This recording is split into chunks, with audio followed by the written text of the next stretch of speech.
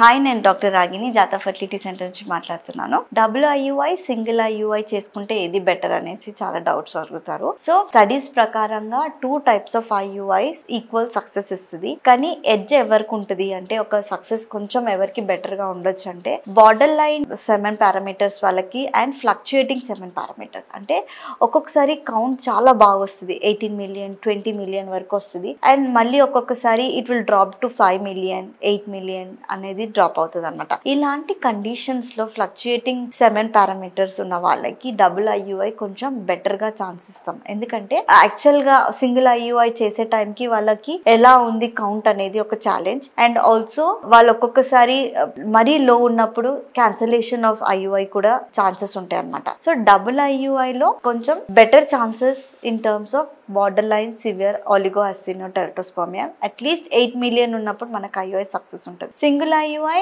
Unexplained infertility వాళ్ళకి, severe PCO వాళ్ళకి ఉన్నప్పుడు మనం సింగిల్ ఐయుఐతో వెళ్ళొచ్చు. డబుల్ ఐయుఐ ఏమన్నా మేల్ ఫ్యాక్టర్ ఉన్న వాళ్ళకి బెటర్గా ఉంటుంది అనమాట. దీంట్లో ఏదైనా డౌట్స్ ఉంటే జాతాకు వచ్చి కనుక్కోండి. Thank you.